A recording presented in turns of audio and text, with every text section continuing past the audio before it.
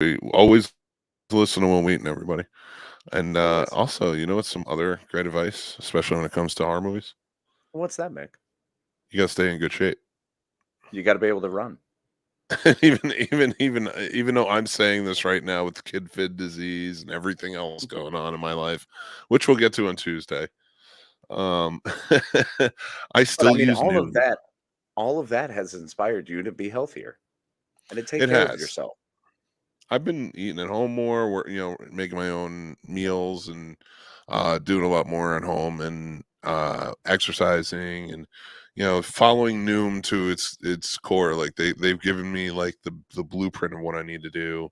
Like the percentages of the types of foods I should be eating a day. So I follow it pretty regularly and they kind of keep up with it. So it's been going pretty good. And just so everybody sees, like, as you know, they're a sponsor of the show. Mm-hmm. I'm down 35 pounds. I'm down 500 Woohoo! pounds from 535 when I started. Feels really good. Again, despite all the crap that's going on with me, Noom didn't cause this. This was the life of the world. Life, just living. Just living caused this, but Noom has been actually helping me supplement all of this sickness, and taking care of me, and I've been eating right. So guys, if you are interested, we have an affiliate link down below, or any number of places wherever you can find the Scene Snobs, scenesnobs.com, or Linktree and more. But Noom has daily lesson plans, personal coaching sessions, support groups, tracking systems to help you become the best version of yourself and build the best lifestyle for yourself. They won't tell you what you can or can't eat because they don't believe in good or bad foods. They'll give you the knowledge and the wisdom to make informed lifestyle decisions and help you get healthy and lose weight. And it's a fantastic look. I'm telling you, buddy, you're almost there. You've almost breached the below 500. Yeah, I know. And I didn't, honestly, like when I started, I was like, it is going to take forever. I'm never going to be able to do it. And it really didn't. It didn't take forever. It didn't take like a lot of time. It felt really good. So I am really glad I got it. And I know they're a sponsor, but like, listen, pay for it too. So I'm telling you guys, like, I'm not saying you have to do it, but if you're interested in like gaining, not gaining anything, but losing, but like gaining a sense of yourself and the lifestyle you want to build, Noom is really helpful. I've tried everything else. This isn't like you must eat this to lose weight. This is, hey, let's make some good informed choices and let's help us get you there and break some habits that are probably bad for you. Which is fantastic. That's what you need. That's the only way you're ever going to do it, is to slowly, one step at a time, buddy. And I'm happy that Noom has been able to get you going on this journey. So here's to another 100 pounds. Thank you, buddy. I appreciate it. We're going to get to my goal and more. All right, but this Noom is also the sponsor of today's wonderful special Geek Fest Live episode, where we are covering the first 20 horror movies that I watched in my 95-day quest for a Halloween movie countdown. Oh, I'm so excited for this. This is going to be so much fun. Here we go, brother. I've been watching. I see what you put out there. Let's see what you got. Let's start with number 95. Let's get right into it. I want to get right into it, but I want to say hey to Chicken and I want to say hey to Chris. Oh, Chicken, hi, what's going on, buddy? He was a part of my review for Black Phone at 8 o'clock. Nice. And which Casey is not on my list, but you should watch if you haven't. Yeah, Black Phone is definitely on my list. So is Everything Everywhere All at Once. That's like the next thing I need to watch. I finally finished Prey, which was so good. It's so good, isn't it? So good, dude. That was not just a great movie. That was a great, like a fantastic reinvention. That's what I want. I don't want remakes. I want that. I want to reinvent and put the things on their head. It's brilliant. It was wonderfully done. It was beautiful the whole way through. And the fact that they threw in that line, if it bleeds, we can kill it. Yeah. Like it was perfect. It was nice. It was nice. It wasn't. Yeah. It didn't feel like it was forced. It was good. But I thought the funny part, and like I said this in my review, the weakest part of the weakest element of that movie was the Predator. I would have just watched a movie about her surviving back then. Yep. Her character is so much more interesting. It really was. They did a fantastic job with that, and that's the way it should be. Yeah. And Chris, you want to say what's up to you, brother? Where's Mick, the new skinny guy, isn't it? I wish I'm getting there, my friend, but thank you so much. That's very kind of you. Yeah, so like, okay, let's jump right in. Let's get to number 95. So to start this off, it's one of my favorite movies. I had to jump in, and we will get to your comments in and out while we go. And please feel like talking about the movies along the way. Mhm. But when I started this, I was going to start with the new Scream and that was like my first video that I posted. Which, Yeah, by the right. way, before I say this, guys, I do these videos daily. Each day, He it's does. up on TikTok, on Instagram, YouTube, whatever. You can see them. They are numbered, so that way you know as I go.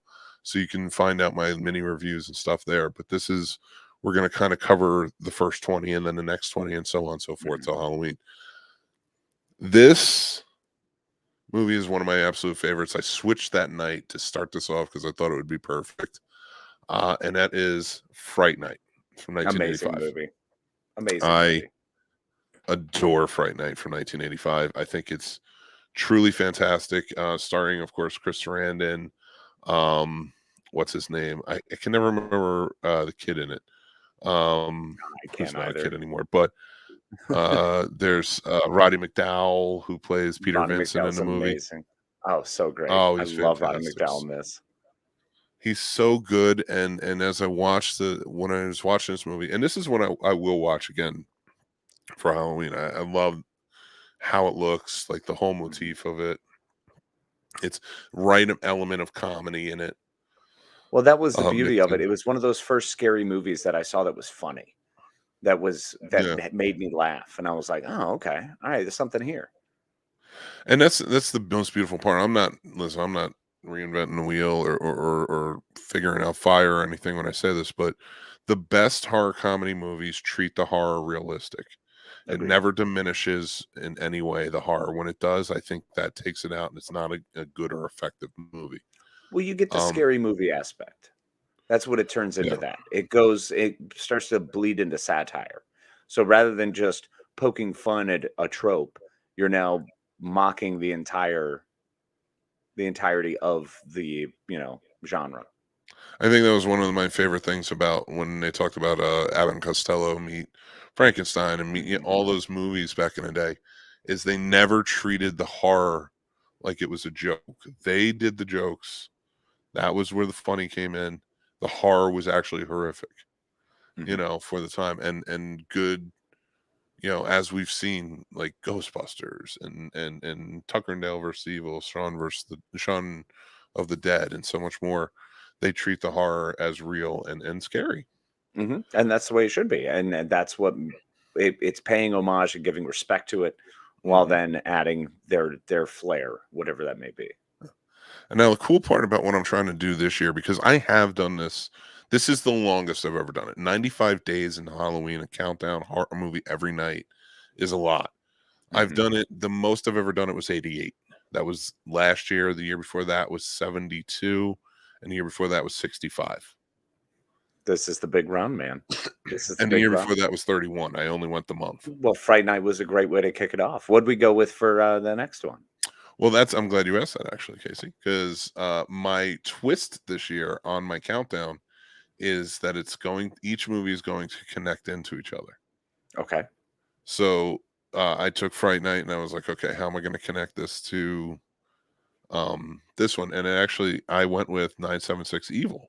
Ooh. Which Evil Ed is the character, the main character in this, and I forget the actor's name at the moment, but yeah, he plays the main villain in this movie. Okay. And it's about a boy who starts calling a 976 number, 976 Evil, and he slowly is starting to become possessed by the devil, and his cousin, who was like a cooler kid, like he was a geeky kid who got picked on a lot, and his cousin, who was kind of a cooler kid, wants to save him because he loves him. It's his cousin.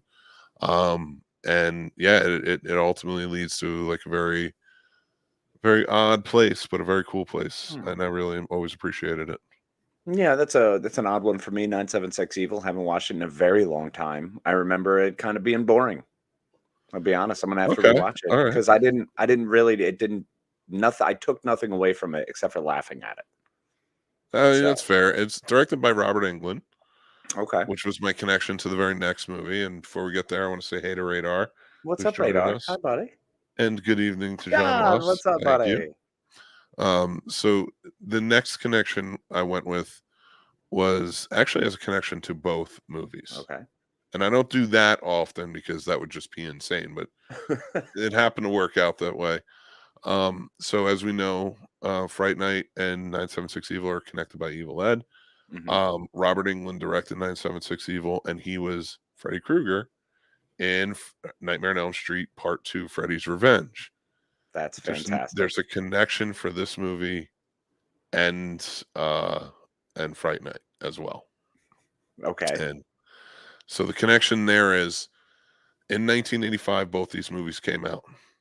Fright Night was the highest grossing horror movie in 1985. Rightfully so. And the second one was Nightmare on Elm Street 2, which Awesome. is a hard thing to do because Nightmare on Elm Street 2 was the sequel of a very successful movie. Yeah. With a very successful horror character, but Fright Night still beat it out. I always thought that was kind of interesting. It's kind of fascinating. But I mean, Fright Night is more appealing. I I think it agree. has a wider appeal than Freddy 2. Freddy 2 you go to see because you really liked Freddy 1 and it's just the fun, scary hijinks of Freddy Krueger. Yep, 100%. And going to that one. One thing I've always liked Nightmare on Elm Street 2. A lot of people were kind of on the fence about it, but I always appreciate it. I always thought it was a really good movie. For what it was. It's very different from the rest, but a lot of them kind of go all over the place. They do vary wildly, which is part of the fun of that story, is the fact that you get a lot of different instances, but it's always Freddy. And that's kind of the Camp Crystal Lake, whereas, with Jason, you're going to get all the different murders, but it's always just going to be Jason killing it for the same reason. Everyone else wanted to change their stuff, but Jason kept it straight, man. He was a man of simple things. Well, it's kind of ironic that you say that, but we'll get there in a second. Hold on to that, because remember that you just said it's always Jason. So we'll get there. So hold on to that phrase. So my connection from Nightmare on Elm Street 2 is Klug.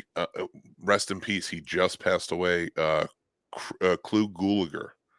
Oh no! Was in this movie as the father, the ditzy father, and of course we all know him from Return of the Living Dead. Yes, we do. That is a great connection. One of the greatest horror movies with zombies ever. Yep. With the amazing character Trash. Yes, 100%. And so I went with that movie as that connection. And this is like 2 or 3 days before he passed away. So when that happened, and then I saw he passed, I'm like, oh man, that's so crazy. Like I just watched 2 of his movies back to back. Yeah. But yeah, it was, it was nice to be able to do that before he left, because let's face facts, the guy like not only had a huge career, but he especially had a big imprint on horror. Oh yeah. And it was very cool. He was always one of those consistently in a ton of movies, and I loved seeing him anytime he'd pop up. I always felt better about the movie. Anytime I saw it, I was like, all right, Klug Gallagher's in this. This is going to be pretty solid. Oh, that was, and especially seeing from Return of the Living Dead. It's just one of my favorites. It is a happy place movie for me. And Joe Bob gave me that. Thank you, Joe Bob. Yep. Oh, very nice. It's a good one for it too. So you said a few minutes ago that Jason is always killing people. And my connection to the next movie was Miguel Nunez Jr., whom some people may remember from this movie, from Return of the Living Dead. Some people may remember from the movie Damn Enchiladas, from the movie I'm about to say. Some may remember from Joanna Man. There you go with Joanna Man. I remember him from a lot of movies. And he was, I think he was in one of the Lethal Weapon movies as well. I think he was like a side cop in it. But Friday the 13th Part 5, the one Jason's not in killing people. Yep. He was fair enough. I love his scene. Damn enchiladas. I have that sticker too. Damn enchiladas. I love it. And I actually, I absolutely thought this movie is not good or great by any means, but it's definitely not the worst in the series. I don't know. It's up there. Number 5 was for me forever until because I'd never really liked Jason Goes to Hell, but then I saw 5, and then I saw, then I really got into 10, And Jason Goes to Space still bugs me. Oddly enough, though, Jason Goes to Space is one I will watch on repeat versus number 5. Easily one of the worst. Yeah. I feel like one of those needs to come up for plot roast one day. Oh, absolutely. Great idea. We'll save that one for a Friday the 13th special. We do Yes. have a lot of comments, and I want to kind of touch down on them. Anyone else get their pen and paper out, making a list of what they need to watch? If I can help, hopefully it's going a long way. Mick says I'm an angry but I love you, Radar, and I said it with love. Don't even get. I said it on the Discord. Don't you bring your bullshit here? No, I'm just kidding. I love you, Radar. I love it. Hey, don't worry. You can be an angry bastard. I'm a wacky bastard. Together, we're just a couple of bastards, Radar. It's cool. We're Snobs Nation, all right, buddy. Don't Snobs get mad. Nation, It's baby. it's every bit of it said with love. Jason, what's up, man? Jason? How you doing, buddy? brother? Chick says playing games and listening to the podcast. Life couldn't get any better. I love you, man. strong Sunday. You're the best. I love it. You guys are all awesome. Elm Street Part 2 has messed me up as a kid. That bus scene, oh my god, nightmares for years. That brutal. Scene when he rips his head, oh man, that freaked me out as a kid. I remember as a kid that screwed me up. Me too, Chris. Nightmare 2 scared me the most when I was young. And Jason says, I forgot You Want a Man was a movie. I think everybody forgot You Want a Man was a movie. Yeah, I didn't. It was one of those VHSs that happened to be in a place where, like, when you walk down the aisle, I vividly remember always seeing Joanna Man. Like, it's just one of those that trapped there. So Casey, we just finished off. Like, I am at let me pull up my list. Are we out of the 90s? Yeah. I think we're out of the 90s. I have a full running list, and I add to it every day as I go. And I will make this list. I will put this list up on our stuff so everybody knows it. This is number 91. We're going to number 90. Okay. That. We're already almost 20 minutes in. The Connection is an actor. Oh yeah. Well, in fairness, we did a plug too. The Connection is an actor, and I'm just gonna say it. It's Corey Feldman, and I went to The Burbs. Oh, that is an amazing turn to go from Friday the 13th to The Burbs, which is a beautiful movie. It's one of the funniest. Tom Hanks is so good in that. Mm-hmm. It's wonderful, and it's just Corey Feldman's in it. Does a great job. That's number 90. And here's like the weird connection to number 89. I'm just going to skip right into it. Is this movie was made in 1989, came out in 1989. The next movie was made in 1989 and came out in January of 1990. Okay. And they were both made by Universal. A lot of the same crew and stuff worked on them. That's the connection there. And it was Tremors. Oh, one of the greatest. R.I.P. Fred Ward. Holy cow. I know. Oh my God, we have two people on this list that passed away. Oh, that number's going to be growing, bro. Unfortunately, it doesn't go the other way. I know. Do you know what was crazy? I was watching radio the other day, and I forgot, like, not the bad guy, but like the guy who's kind of like the dick in it is Chris Mulkey. Oh wow, you're right. So I was like, geez. Well, I also steered the ship to Tremors because I love this movie. I have to watch it during the summer, especially. I love Tremors. It's so good. It's one of those all-time classics that absolutely has to be on every summer. It's something about it, and I know you know that too because it's such a big one for us. But also there was a new movie coming out the day after, starring Kevin Bacon, which was a horror movie, and that was They/Them. Oh, okay. All right, there we go. And there's a full review. I get into that. So, guys, I'm not going to go into full reviews of everything because they exist. They're out there. You can watch the videos. But yeah, so I used the Kevin Bacon connection on this one. And then to kind of get into number 87 on the list. No, hold on, because I do have to ask, though. Okay. Them would, like, I have no idea what this movie's about. Is it even worth watching?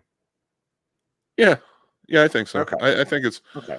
One of the biggest things I had a concern of, and I was talking with a few friends of mine about it, is would it be respectful?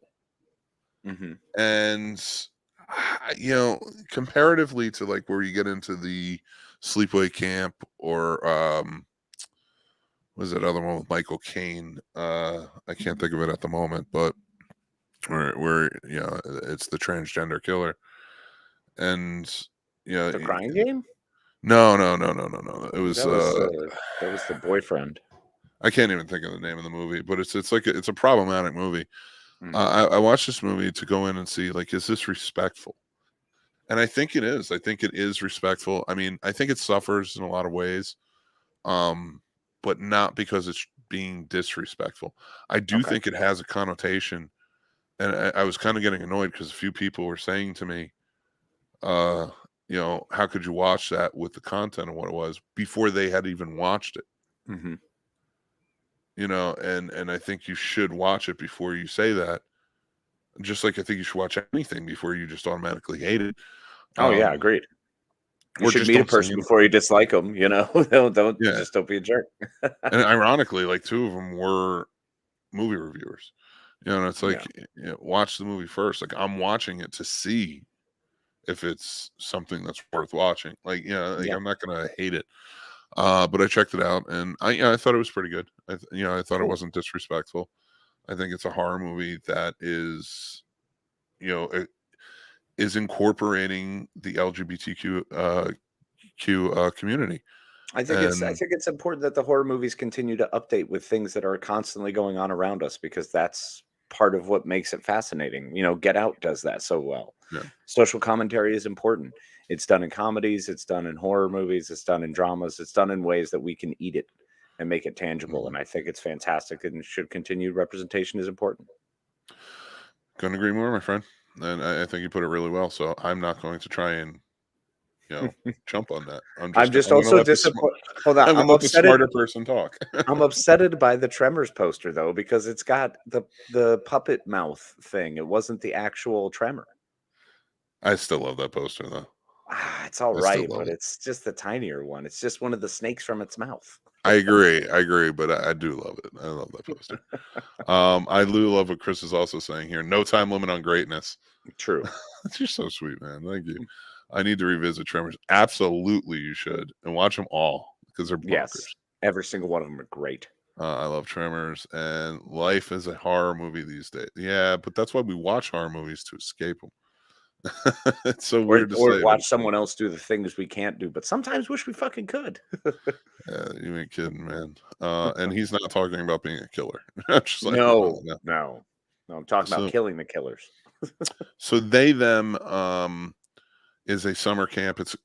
It's a conversion camp under the disguise of being a summer camp. Oh, that's even better. Oh, so okay, all right. I'm sold now. Yeah, if that's the horror with a horror twist. Oh. And like the speech that Kevin Bacon gives and says, like, I can't make you straight. I'm not here to change you. I'm not here to. And then you kind of see the sinister way it goes. But it's still played off as like a summer camp. Really, kind of like a Whitewater Summer-esque moment. I feel like Kevin Bacon does really well during the summer. Let's keep him for summer movies. Whitewater Summer, he was not the bad guy. He was just a stern stepfather. Okay, all right, if that's what you want to say. Because remember, he gets hurt in the end, and they save him, and then they become closer, and they hug at the end. Yeah. That's right. All right, fine. You might have finally broken my Whitewater Summer trope that I've tried to use for years. On the thing. So I went with Kevin Bacon in the summer camp, which you're right, he's famous for Friday the 13th, blah blah blah. And then I went to one of my favorite summer camp movies, Sleepaway Camp 3. Oh my heavens. It's so stupid. It's such a stupid movie. Sleepaway Camp 3 is absolutely bonkers. That's number 87 on my list. Just out of control absurdity. How did that roll into your next one?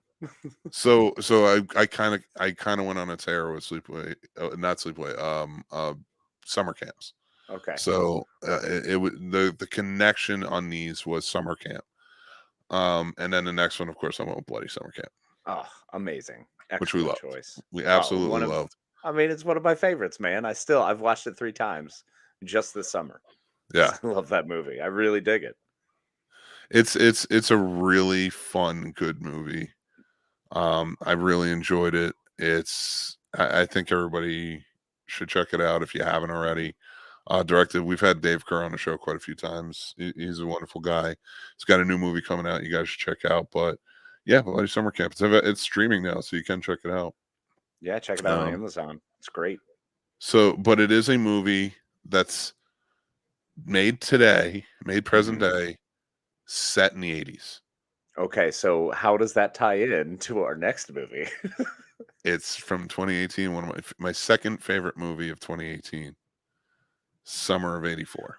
Oh my God, it's so good. It's so good. Dude, Summer of '84 did everything Stranger Things did with that sort of relating to us on a childhood level or getting into a time frame, an era that we existed that is bygone at this point. It's dead. That era is gone of riding around on your bike with your pals and getting into damage somewhere, because it's just not as free flowing a society, and there's a lot more technology out there. So this movie really captured that so well, and the sinister turn it takes with the actual, when the bad guy talks, when he's talking to the kid, I was like, yo, like he went dark quick. This is like Goonies. This is a more realistic Goonies that really gets you all thrilled out and like, oh man, the kids are having a good time. And then you're right, when you finally come face to face with the killer in it, and you're like, but this is Goonies if the Fratelli brothers were legitimately what they were pretending to be. Yeah. If the Fratellis were actually Competent. as evil as they were, that's true. Functional criminals, they would have been more along this lines. Yeah, Summer '84, awesome choice, dude. Great choice. Thank now you. I want to watch it. That's hyped me up. I might rewatch that tonight. And that was my second favorite movie of 2018. Yeah.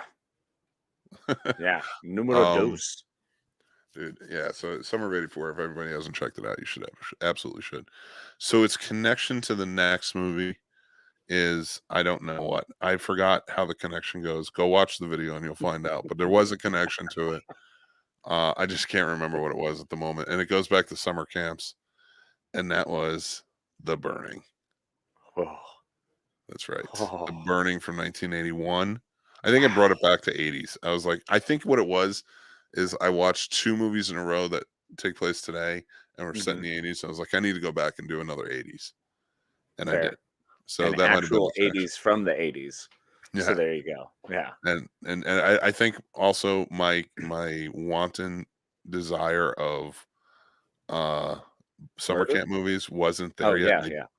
I couldn't touch down on Friday the 13th. I was like, I couldn't push it again. I had to go do something. You've already got number 5. You got to switch. So The Burning, excellent choice. I also have, like, by this point, I have like 85 more days to go. Yeah. So like, I'm like, I can't like just blow it all right now. Like, yeah. So The Burning is number 84. Now I am curious. Are you putting Fear Street on this list at any point? I think I might. Are you going to do them individually as back to back? So. Yeah. Smart. I think I might. I'm going to work my way towards that and see what as I get closer, I'm going to kind of see where it all goes. I did it last week and I loved it again. It's so good. Yeah. So right, what after The Burning? After The Burning, I used the Tom Savini connection. Okay, strong. And I connected it to Night of the Living Dead, but from 1990, starring Tony Todd, directed by Tom Savini. Okay, classic. So less classic, but more classic. It's a great remake. Mm-hmm. Oh, it absolutely is. And it changes things up a bit in the end, and I think if you haven't seen the remakes of this movie, it's one you should definitely check out. Yeah, you can definitely tell I'm a big fan of that. But it's a great one. I actually like it more than the original. The original holds a beautiful, wonderful place for what it is, but I just like this one. I think it was for my sake. I just enjoyed it more because I'm shallow and it looks better. And it's got Tony Todd is fantastic in the movie. He's amazing. I think a lot of people associate him with my next quadruplet of movies that are on this list and the Final Destination movies, but they seem to forget that he was also in this before any of that. Mm-hmm. So, I mean, he has a contribution to horror that goes back a ways. And one of those being, which was the connection to this movie, Candyman. Oh, yes. Candyman is amazing. What a great Yeah. one. It's such a fantastic movie, and rewatching it was just it set me off. It's number 82 on my list. Just a wonderful, wonderful movie, great horror movie. Just well put together, well written, the whole 9 yards. Absolutely. And I'm just gonna kind of go down the list because I watched the sequel Sure. the Oh, you day did after. Farewell to the Flesh. Okay. Okay. Yeah, and then I watched the third one. Wow. I watched Day of the I Dead. forgot there was a third one. Yep. It's kind of crazy because first one, Chicago, second one, New Orleans, third one is like Austin. I don't even know where it takes place. Like it's just it was abysmal. It was not good. Oh, it was definitely, yeah, it's bonkers. It's a little out there. I really enjoyed Farewell to the Flesh, though. The second one I liked. Doesn't have the quality the first one does, but it's definitely a great scary movie, and it's fun. I could not agree more with you. And then I went with, of course, the fourth one to finish it off. Which is so great. Dude, I love that fourth one. What they did, Coleman Domingo is just fantastic. All right, you need to let your love go for him, man. It's too I much. will never let the love of Coleman Domingo go. That guy is amazing. A good character actor worth their weight in gold. Always find a place in my heart. It was a great follow-up. It's a great reboot, requel, threequel, whatever the hell you want to call them. It was fantastically done, directed by Nia DaCosta, of course, produced by Jordan Peele. Let's see some comments real quick, see what everybody says. Radar says, I haven't seen Summer of '84 yet. You should. You should. I cannot really speak that highly, more highly. Candyman is such a great series. It really was fun to revisit. Yeah. It was really enjoyable to revisit. Even that third one, that was like, all right, come on, Donna D'Errico, like, what are we doing here? It was fun though. It was fun to check out. I've only seen the first and the new one. Love them both. Need to check out the other two. Yeah, I would. I mean, why not? It's more Candyman, because at least the third one, as bad as it was Candyman killing people.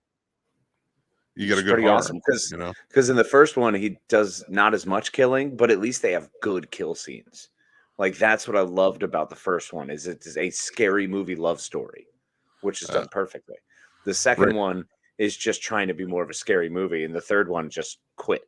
I don't know what anyone was doing, but there's a lot of good kills. Radar is obviously trying to prove more ways about how he's a communist. Said he hated the new Candyman movie. No tolerance for people who make movie. This is a thrilling set of comments. Like, it's just, I know, right? There's like no tolerance for people who, wait a minute, make movies and lie about them. Who lied? I don't understand that. I don't know. Yeah, about that. I don't. I mean, I don't get what's. I would love to hear your explanation more so, just to know. And if you don't do it on here, let's do it definitely on the Discord to get the conversation going. But, or you can put it here and I'll put it up. But yeah, I don't know who lied about it. Like, I just thought it was really well done. Yeah, I'm curious about that. Did Coleman Domingo lie? Yeah, that's probably who it was. And Yahya Abdul-Mateen, did he lie? You can always tell, like, kid vid disease is getting to me because I'm like starting to get my voice starts going away. It's all wearing down. It gets all gravelly and manly. Somehow my voice gets deeper. I don't know how it works. But that's why this show is going so quickly, is because I'm dying. And we all are, though, in our own special ways. Well, yeah, act accordingly. I always remember that scene in The Departed. Yep. So going from Candyman from last year, I decided to do the Jordan Peele connection. Okay. And I went right to Get Out. Awesome. No reason to skip anything else. It's one of his best. Absolutely. And but you know what? I find that if I'm rating them, it's my third favorite. Really? Not to diminish it in any way. No, of course. I love the movie. Favorite versus quality is always a different thing. So, but if I'm breaking them down to their horror elements and what I like, subgenre-wise, that is a mad scientist movie. Mm-hmm. And mad scientist movies haven't always been my favorite historically. Fair. Ironically, though, I love Frankenstein, but I love Us for the monster movie element that it is. I love monster movies, you know that. Mm-hmm. And then I love Nope for the alien movie element. That's fair. Yeah. So I watched Get Out again. It's so good. It's his best written movie. Agreed. And the mad scientist thing, that's one of my favorites. So I love mad scientists. I always want good mad scientist movies, and they don't really exist. So I understand why you wouldn't like them, be hesitant around them. Yeah. But this is a great one, and I really love what he did with it. And I think we all like Get Out. Well, even if you rate it lowly, it's still a great movie. So, well, I want to go back to Radar real quick and with the Candyman thing, because he did put up. They said Tony Todd made his return and teased he was in most of the movie, and so was the woman from the original, Virginia Madsen. 30 seconds, ain't it? I never heard officially. Now I'm not saying I'm right here. Mm-hmm. I'm just saying, like, I read a lot of the official statements, stuff like that, and I never heard original that he was going to be in it. Yeah, substantially, or she was going to be in it at all. I had heard that he was definitely going to be in it, and then that she was supposed to be in it, but that would all became like that was some weird rumor mill that was pumping around, because from her camp, she was like, I don't know what they're talking about. I'm not in that. So yeah, and I usually try to stay away from those things because and just not pay them any mind. But yeah, like Jason says, I had heard a cameo. That's the most I had heard too. Yep. Is that he was going to be a cameo because they were telling a different type of story to pass on the lore. But they were going to pay homage and have him as a part of it. And that's what I got. Which I think they did fantastically. They did just enough to give the love, and I was happy with that. Now to Radar's point, there are tons of like people out there that I don't respect in any way. I got to tell you, I mean, I'll get into this on another show, but some of these movie reviewers, and I know that's an ironic thing, but I try to have some integrity to it. Mm-hmm. Some of these movie reviewers have none, and they're ridiculous, and all they want to do is scoop things and put out like rumors that they heard, so they seem like they come off, and most of them are BS, and they come out and they pass them off as like inside information, and then that way they know months later when it comes out, if it's not right, they're not going to get hit with it, or if they do, it's going to be minimal, and it's so I stay away from all of that. Because it's just not worth it. I only go by anything official or trusted that I see. And even the ones that are most trusted, because it's still scoops and insider information, I stay away from it. And I'm usually end up being a lot happier, if I'm being honest. I mean, I've found cutting back on my entertainment news, because there are so many scoops and so many different hot takes, and so many people have their own opinions of things, and then sell their opinion as a scoop of what could happen or what will happen. And you got to definitely be mindful of that. That's why we like to always come up with, it's fun to have zany ideas and wouldn't it be cool ifs, but always being very clear that we don't know shit from Shinola unless it's directly from a source. Well, I will not, but that's the thing. Like I don't mind the zany or having speculations and stuff. But when I do report on certain news with opinion, I have now dug through, like if I'm doing it on TikTok or something, or if it is on Geek Fest Live, I have dug through and I've looked it up, and I won't not mention it unless I know there's some verification of it. Absolutely, because otherwise we're just peddling bullshit. So all I ever heard about Tony Todd was he was going to be a cameo. He wasn't going to be, excuse me, the main guy in it. So, I don't know who else said it, but so after Get Out, I went to Us, which is my favorite in the Jordan Peele movies, and that came down, and I, again, rewatching it, I just love this movie. I think it's so well done. I can't understand the hate of it.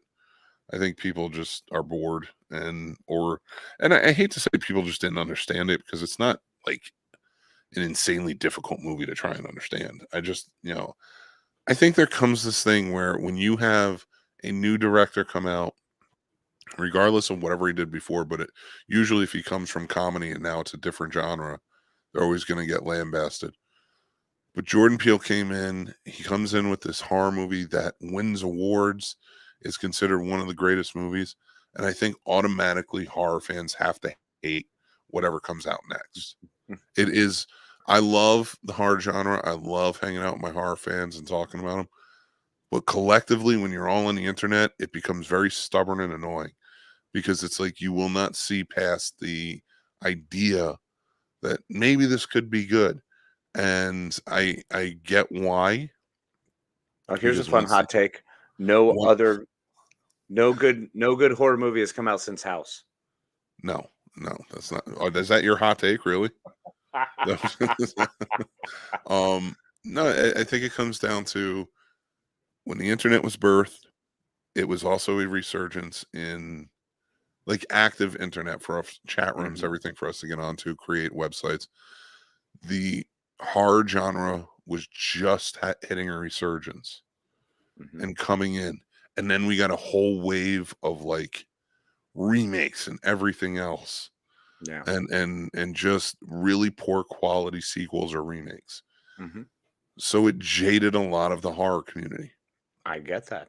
And as we go forward, they still remain jaded because they don't think that they're getting what they want. And you're never going to fully get the feel of what the 80s was. Yeah, never. That's okay. Actually, I have to disagree there. I think Bloody Summer Camp did something. I think that's one of the reasons I give it of note is because it did take me back there brilliantly. Very few movies get back in time perfectly. And that's what Summer of '84, like a lot of the movies you brought up, that's what a lot of them did. So I think it's important to continue pushing. And you're right, there are people who do want to belittle and struggle and fight over their this isn't as good as this, or I think that's what we deal with. Yeah. That's part of the problem. Is there's everybody, they do that in every genre. Everyone has the thing they love and their favorite, and they don't want anything to change. When they think about horror, they want it to be this. And I think what Jordan Peele has done has been great because, and a lot of the new directors, a lot of independent filmmakers, especially indie horror guys and people, have done a fantastic job across the board, really bringing a new class forward. So I'm excited to see what the independents are bringing forward more than necessarily what's getting, produced mass in a huge way. I think Jordan Peele is one of the few horror directors of our time currently who's raising the bar, as is Ty West, a couple who are really bringing it up a level. I do agree with you. I actually, even though I didn't love X, I am excited for his next one, Pearl. It looks really stylized and cool. Oh, I'm not familiar with it. It's a prequel to X about Pearl. Oh my gosh. Okay, that's watch the trailer, dude. Watch the trailer. Okay. I watched it and it reminded me of like the old like Straight Jacket or other movies like that, like back in the day. But it's fully colorized, stylized the way Ty West will do. And I'm like, I understand that X is stylized for its time of the 70s and stuff like that and gritty. And he kind of was going for this Texas Chainsaw Massacre type vibe. Yeah, very grindhousey. I didn't love it. And I just thought it was a more boring flavor for me. But Pearl looks pretty cool. And I'm like, all right, this is more, I kind of dig this. Nice. I'm going to have to check it out. I mean, for me, X was definitely not a traditional Ty West film. That was him doing something different, still in his favorite genre. There was no real buildup, though. His slow burn was like 25 minutes, and then you're in it. Versus like Innkeepers, where it's the whole way. That's where I disagree with you. The only thing I think he got better, and don't mind me, we'll get to the last two movies in a second, but so like with him, I think it was a return to form like House of the Devil was, but to show like I know more now. I have my own style. It's going to look better. It's going to be better acted. It's going to be, so I think it was sort of that like love letter to what House of the Devil was. Okay. And I agree that it's better in the sense that House of the Devil took too long to get to the horror. Where X was like, okay, now it gets there pretty quickly. and I dig it. It's just, it's the, it's like so when I watch the Innkeepers is what it is, and I'm cool with it. When I watch House of the Devil, even though I've come around and I like it, it's still those movies that are just trying to pay homage to the old school. And it's like, fine, but not all of them worked. Why don't you guys remember this? Yeah, no, very true. Very true. Even though some movies were shocking and amazing back then, they don't translate. We don't get much of it in nowadays. Some of them didn't come forward. You know, The Omen for me still didn't come forward. It has amazing scenes, but as a movie, who cares? Rosemary's Baby. Yeah, it's got some great scenes, but it takes the entire movie with a 2-minute payoff. Folks, if you haven't seen Rosemary's Baby, you really don't need to. Yeah, no, we'll just tell you the ending. Yeah. Radar says, "Get Out to Us to Nope was a great escalation of scope." It really was, and then you can tell that's what he was going for, and I love that. And he says, "Yes, there is." As Casey, House 2. House 2 was so great. Good call, Radar. When do I get to be in a stream? I'm gonna need people for Real Combat season 2. So message me if you want to be a part of it. That's if you want to be a part of a stream, that's going to be the fun one to be a part of because it's a game show. So let me know if you want to be a part of that, and we'll schedule it. All right, let's get to the last 2 movies because I am starting to feel really like crap. So we left off with Us. Then I went to the theater and see Nope, and that's probably why I have kid vid disease. I shouldn't say that because I love going to the theater and I always feel safe and they're always good, but now I have it and I'm jaded and I hate of course, you're just going to be mad at everything. I understand. It's okay, buddy. I'll elaborate more on Tuesday. maybe we'll work on getting like an inner space thing going on where I can tinker with something and like shrink down and then jump in your body and fight it all for you. I'm going to let you do that. Awesome. While the government chases me around. You can't take it back. The government chases me around looking for you. Which, by the way, and this is more thriller than horror, but if you're not watching Only Murders in the Building, you are missing out. It is one of the greatest shows of all time. It is absolutely brilliant. Season 1 was fantastic, but what they've done in season 2, I stopped. I still have 3 episodes left. I'm so excited. Oh, there's so much revealed. I know. Of course, I'm so I will not excited. ruin anything, but there's so much revealed. Yeah, we're gonna do. I'm so excited. You have to catch up because the season finale is this Tuesday, and I am doing a full season review. Okay, deal. So, and if you want to be a part of it, you got to be caught up. Absolutely, it's worth it. And that will be spoilers.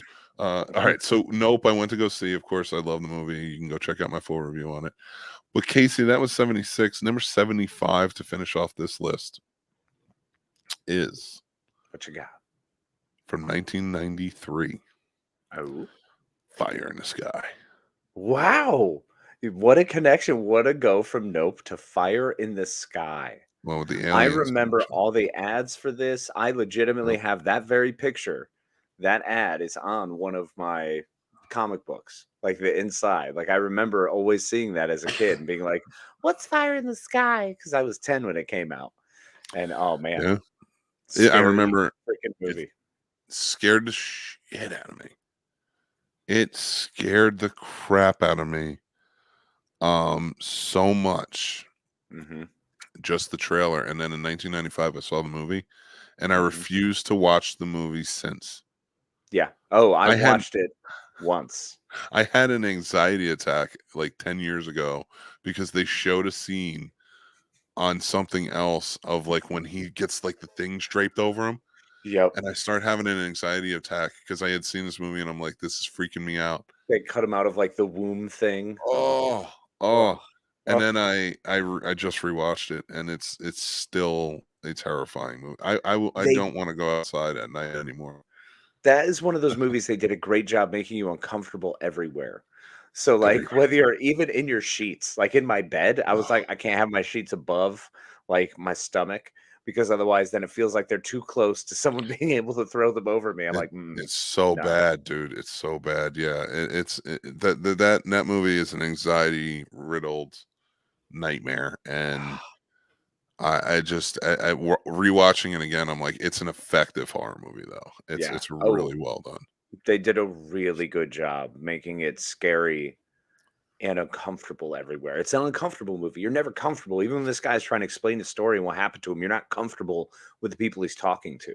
Like every which way. They did a really good job with it all across the board. I probably still won't revisit it though, because just the scene now, the scene has popped in my head, and I'm like, I feel like I need comfort food. I suddenly need to I eat do something. think everybody should watch it at least once. I agree with that. Absolutely. It's a great movie. Worth a watch, but very visceral. Kind of almost similar to what The Fourth Kind wanted to be. But The Fourth Kind did it. Yeah, it failed miserably. I mean, it did a decent job in building tension. I'll always give it that. It did a very good job in that because it kept you interested. But the payoff sucked. The payoff in this was brutal and terrifying. There is a movie that came out in the 90s too. Lenny used to tell me about it all the time. And I saw it years ago. Let me see. It was a found footage movie way before Blair Witch. And I always have to look it up by the one actress's name in it, Emmanuel Cherokee or whatever her name is. Oh, Emmanuel she's Cherokee, the only star in the movie, and it screws me up every time because like I can only find it by going to look for her because I can never remember the name of it. It's like Encounter at something, and I'm looking it up now because I think everybody should check that out too because it was really well done. It was a TV movie, treated as such. Well, Emmanuel Cherokee, I mean, I'm sold on her after 100 Girls. That was one of my favorite movies growing up. So I think she was like a little child then, so don't fair go enough. easy. I could still at least gauge. Oh no, I think she was a teenager. Okay, I was a teenager back then, man. Alien. No, that's fair.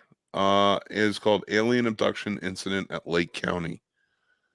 And it was a TV movie that came out, and it was a found footage, like VHS camera type footage of a family being terrorized at a lake house by aliens. And I remember watching it after, and Lenny was always like, it's terrifying. And I watched it and I was like, oh yeah, that was pretty good, man. That was a good one. And it came out before Blair Witch. All right, I'm sold. So, and listen, everybody, don't start writing me and be like, found footage is nothing new. Blair Witch didn't invent it. I understand that. I know.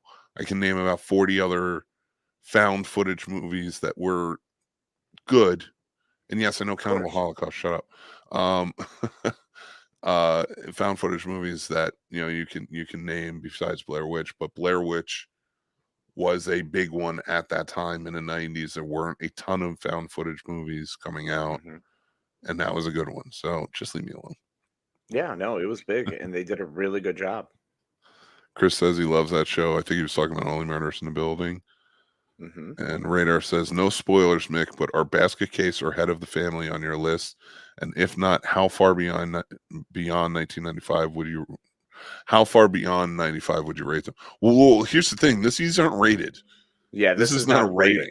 No, this is just I started somewhere. I picked a starting point, and I'm trying to connect all the way through. And I'm trying to save some of my favorites for closer to Halloween. And I know a lot of new stuff is coming out at Halloween, so I'm trying to keep that open as well.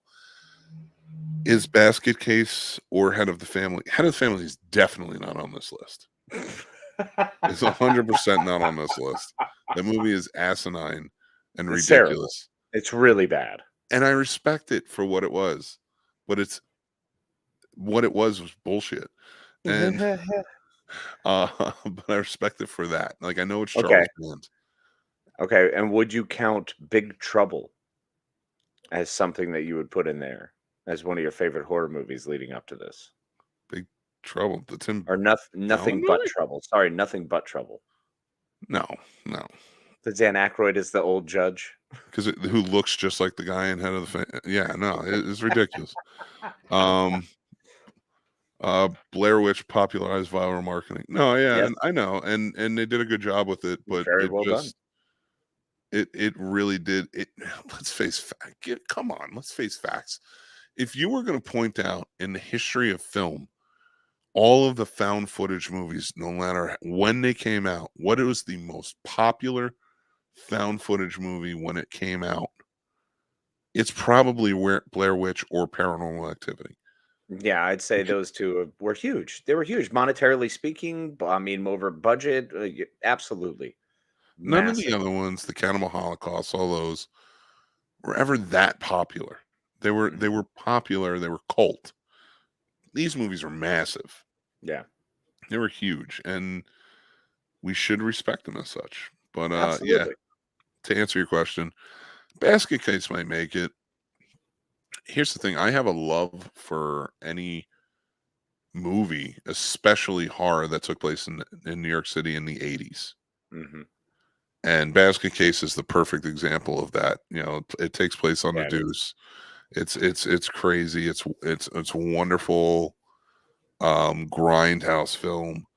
But I don't know if it's going to make it on the list. We'll see, because there's a lot of new stuff coming out, and there's a lot of favorites I like to watch and touch down on. And I also have to connect the dots Hmm. and get there. So, like, I mean, I am at number 72. 72 is today, and we'll do another one of these lists after the next 20. I So like I'm it. not going to give them up, but like as of right now, 74 is a brand new movie that just came out this weekend. 73 was a movie from 1973. And 72 is a brand new movie that just came out this weekend. Awesome. So I'm trying to do that too, but you can go check out my reviews on them. But we'll get to the next list. And I appreciate you guys watching, listening, commenting along. Casey, I appreciate you being here to go over the list with me. Always, This my friend. Happy to go over your works and see all the wonderful things you're doing. I'm super excited to see what the next 20 are going to be. Yeah, it's gonna be fun, man. And kind of going from there. And before we get started, guys, make sure to check us out every Tuesday night on the Scene Snobs Podcast, which is live at 9 p.m. Tuesdays. Or you can listen or watch anytime after that on YouTube or all podcast platforms. I'd like to take this time to pull up and thank our wonderful patrons: Tim Forbes, Paul Dunn, Stacy Peters, Matt Branch, Aaron Sturdivant, Chris Sales. Dan Gowell, John Burhop, Ron Lippett, Jason Taylor, AJ Zyla, Dale Anderson, and Chris Harris. That's right, guys. You can join too. We have 3 tiers available. Help us keep the lights on over here at the Scene Snobs. Get some perks along the way, and check it out at patreon.com/the Scene Snobs. You guys can also join Snobs Nation, which is our Discord, and we have fun conversations over there, movie watch parties. The other night, Dan, one of our moderators, was showing Pretty in Pink and Some Kind of Wonderful, a nice little John Hughes double feature, Which was fantastic. Watching John Hughes again really lit up my life. It was wonderful to get some John Hughes in. It was nice. And you get some fun stuff. Sometimes I'll play some action. Sometimes I'll play some horror. We've had all-day horror events, things like that. So, like, if that's what you're into, if you're into movies, come check it out. Have conversations with us. But it's actually all things geek. We talk about collectibles. We talk about conventions. We talk about everything. We got channels for it all. So come join. Have a good time. Talk with us. Let's hang out. And make sure you guys like this video. You can check out the Scene Snobs podcast on here. Like we said, Geek Fest Live. Real Combat, which is coming out with season 2 soon. Scene Snobs Reviews, where we review new movies and more. Casey and I also do. Oh, there goes the vid. Casey and I also do Plot Roast, where we roast old movies given to us by our Patreons. Also, we have merch available. Got our make sure to buy our stuff. Make sure to get our things and all the gifts that are for all those people going back to school. Maybe everybody who's some Christmas is coming up. You might have a birthday, and what better way than to shower them and drape them, and perhaps give them a goblet or some sort of chalice to honor the Scene Snobs, the show in which you love and love to support. So check us out. Buy our stuff. Yep, we have more designs on there and more designs coming as well. So check it out. Make sure to follow us on our social media platforms. We're on Facebook, TikTok, Twitch, YouTube, Instagram, Twitter. We're also on Pinterest and Tumblr, if that is your fancy. and we share to all, so go check it out. But we do different things. Like we talked about Noom earlier, and I'm doing the weight loss and trying it, and I'm going to be posting on there my weight loss journey and my goals. So if you're interested in that, make sure to check it out. Yeah, but guys, thank you so much. We really appreciate you. We love that you guys are joining us and part of our Snobs Nation. Casey, why don't you give us a good old-fashioned goodbye? Absolutely, my friend. It's a pleasure as always. Thank you so much for joining us, and hopefully we're able to give you a little entertainment for this hour or so. Forget about the tough things going on in the world and just go ahead and have a chuckle. So we appreciate you. Thank you for joining us as always. Remember to be kind to yourself, be kind to each other. Love you, Len. And as always, can't say it better than myself, so I'll just say good night. And I'm gonna play some music. I'm gonna play some funky music. Nice. While we're going out and play that little rock hop. And we got a couple of comments before we're done. Guys, you can click the links here, check out other shows, things like that. You can check out the website, our YouTube channel, more. But yeah, Radar says, Count 'em a Holocaust. Did any other movie ever have to prove their cast was? Yes, Blair Witch Project. Blair Witch Project did. When they showed up for the MTV Video Awards, there was a whole thing. And people, the masses actually cared about them. They didn't care about the ones that Count 'em a Holocaust. Because nobody saw the movie because it was banned everywhere. And Chris says, great time, guys. Great time with you, man. Thank you. Pleasure. Appreciate you guys more. All right. I always have a fun time doing this with my best friend. But I am tired. I'm sick. And I want to go get some sleep. So it's time for you to go rest. Go body up. Let's do this. Let's just bail in 3, 2, 1. And